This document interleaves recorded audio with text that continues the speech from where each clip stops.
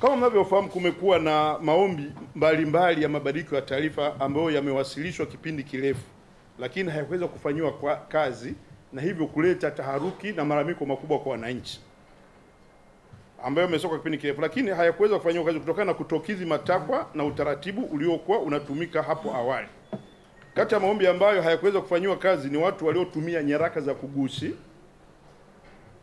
pamoja na waliotoa taarifa za udanganyifu wakati wanajisajili.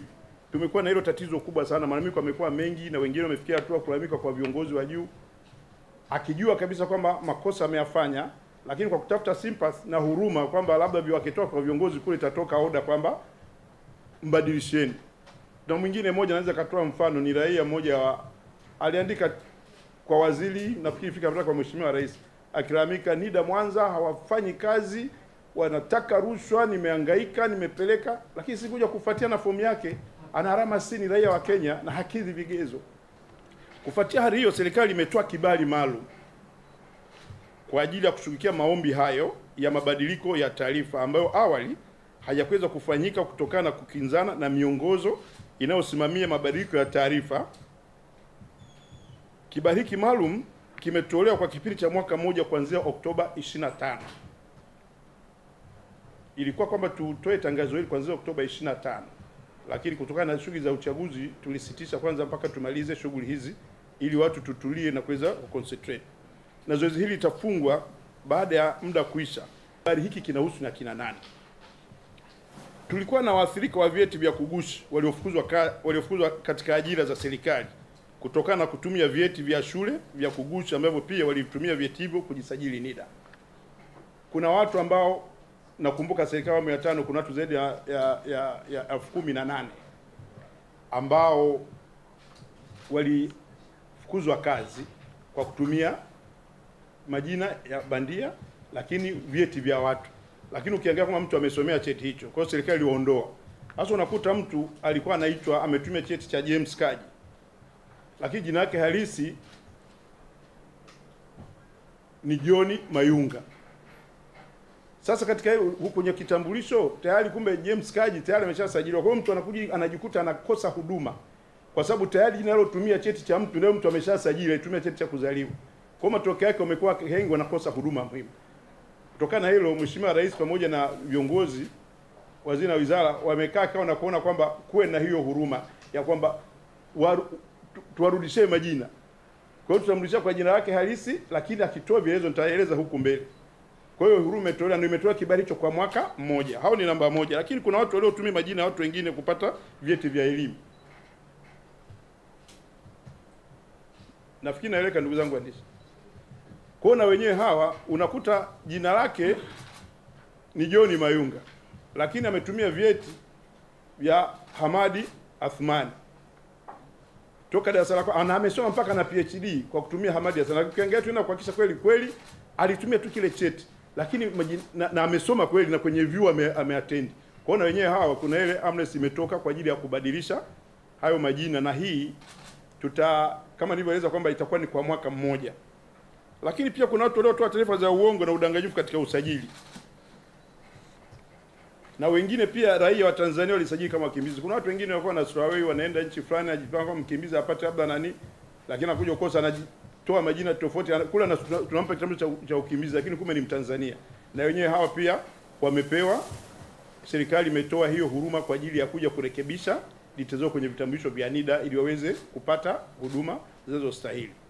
Nachukua fursa hii kuwataka wananchi wa makundi hayo manne kufika katika ofisi za NIDA za wilaya wakiwa na nyaraka zinazohitajika kutegemea na changamoto iliyopo ili kushughulikia maombi ya mabadiliko hayo. Haya mengine hayana amnesty. Kwa mfano, mtu ulikuwa umeolewa, jina lako ni Hamida Juma Makuzo, lakini umeolewa na James Kaji. Kwa hiyo unataka kutumia Hamida James Kaji. Alafu ndoa siku hizi kama mnavyojua siku 2 imevunjika. Au kuna taratibu ambazo ziko wazi, utafuata taratibu, utakuja na cheti cha kuzaliwa, cheti cha ndoa. Kwa madhehebu yote hiyo inakuwa ni rahisi, sio kama ni utaratibu ambao utaendelea kama kawaida. Lakini hapa tunapolizungumzia ni wale ambao matatizo yao kama nilivyoeleza katika makundi manne. Kama nilivyozungumza kwamba aidha watu wote lazima kuwa na viambatisho vya lazima pamoja na vya ziada kama utakavyoelekezwa. Ukifika hospitali mlitangaza hivi, lakini kuna wengine itakuwa ni comprehensive, utahitajika na vya ziada. Kwa mfano ulibadili dini, tutaangalia kwamba okay, ulibatizwa au ulislimishwa kwa jina hili, mpaka sasa hivi kuna vyeti kila sehemu. Kwa hiyo viambatisho vinavyotakiwa vya wazazi, maana sisi ni utambuzi. Unapokupa cheti hiki wewe ni Mtanzania, unaweza ka access huduma zote za kijamii, kumiliki naamini viwanja, kumiliki mali. Kwa hiyo tutaomba hiyo. Viambatisho hivyo ni pamoja na nakala ya cheti cha kuzaliwa, nakala ya vyeti vya elimu, na cheti cha kuzaliwa kiwe kimehakikiwa na RITA, kuwe na DIDPO iliyosajiliwa na gazeti la serikali, na nyaraka nyingine yote itakayotakiwa na ofisi ya NIDA. Naendelea kuwasisitiza wananchi kuwa maombi yatakayofanywa kazi ni yale tu yatakayokidhi masharti na vigezo vilivyowekwa baada ya wahusika kuwasilisha nyaraka zinazotakiwa kwa ajili ya kuthibitisha taarifa zao.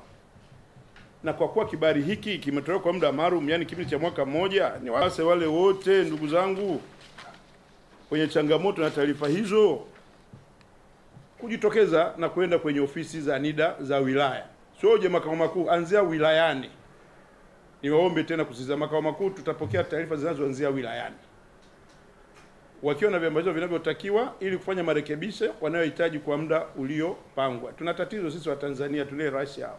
Kitu kimetangazwa, taenda mtu ametulia, si bado wiki mbili ndio unakuta group la watu 2000, 3000.